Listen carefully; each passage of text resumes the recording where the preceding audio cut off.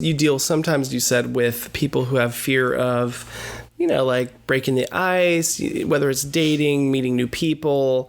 A lot of our viewers are mortgage brokers who are looking for referral sources. So they have to go in, they have to meet a new realtor, they have to meet a new, maybe it's a CPA. They have to take them to lunch, tell them about their products so that they can get referrals, right? And then others, might be...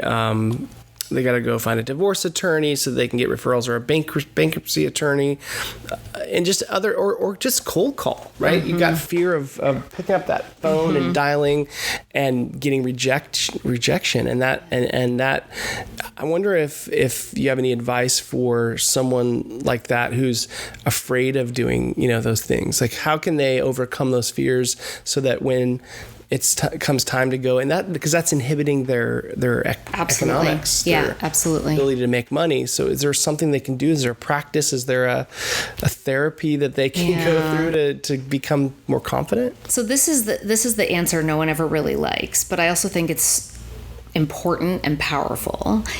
And like, what we really want, because anxiety is uncomfortable, is like, just tell me something I can do to make it go away. Right? But what I'm going to say is the real key is changing your relationship to anxiety. And I'll explain why.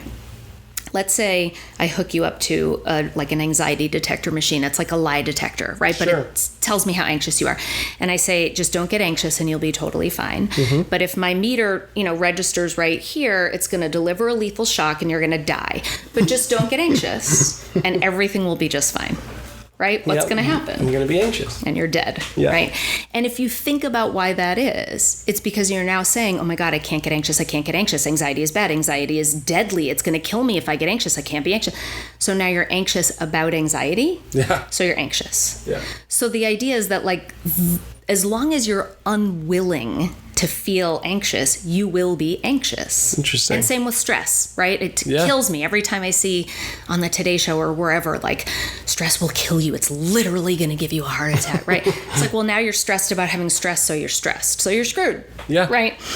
And anxiety and stress, they're part of life. Of course you're anxious if you're cold calling someone. And think about it. The more anxious you are, you know what that's telling you? It's just telling you it matters to you.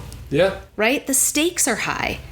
If you didn't care about it, you wouldn't be anxious. Very true. Right? So to me, it's all about changing your relationship to anxiety, knowing that if this is here, it's uncomfortable, but it's just a feeling. It's not dangerous. It's not, it's temporary. I can handle it.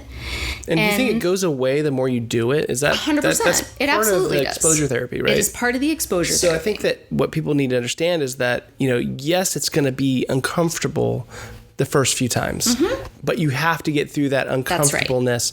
Kind of like jumping off the high dive the first time you do it. It's incredibly stressful.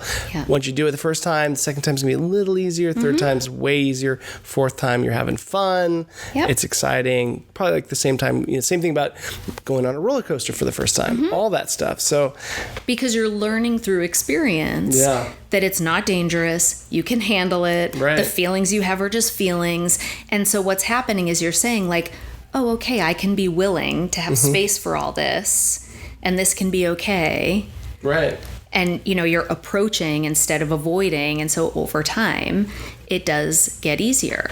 But certain things that are always important to you will always create some level of discomfort because you care about it. Something matters. So like looking at anxiety, it's just a neon arrow telling you this matters. Interesting. And you don't have to shy away from it. And exactly what you said. And then if you're willing to get over that hump and keep at it, eventually it does. It gets easier over time. So do you think people should do exposure therapy, like in role playing with other people? Is that a good way to get over that? Yeah. I mean, one of the key things about exposure, like if you or, if your listeners think about like, okay, I mean, everybody can think of something that they were scared of and then they did it a bunch and they weren't scared anymore. We've all had that experience. But everyone can also think of the opposite of that. Right? Like, oh, well, I've given 25 speeches and it's never been any easier, so that's not true for me, right? But generally, the reason for that is because there's still like some kind of avoidance going on.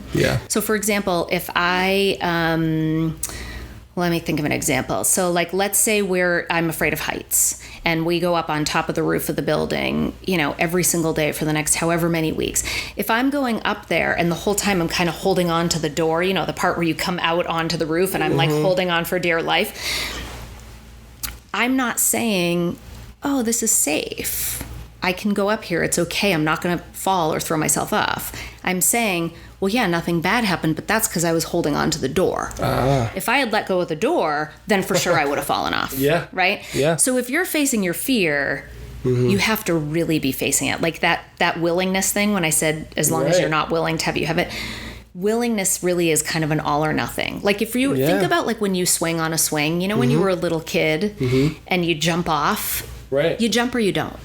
Right? You can't half jump off a swing. You can't. So that's kind of what exposure is like. If you're going to face your fear, like you jump or you don't. Now, how high the swing goes, you get to decide, right? So if you're only doing little baby swings, you jump or you don't. Right. Or if you're swinging as high as you can go, you jump or you don't. Right. So like role playing, like you were asking about, practicing role playing. If I'm afraid of heights, I might just start by standing on this chair before I go up on the roof. But whatever it is I'm doing to confront that fear, I have to do it with like a fully open heart, like being open and aware and allowing whatever feelings and experience show up to just be present and not doing anything to kind of hold on for dear life. Does that make sense? Yeah, it kind of makes me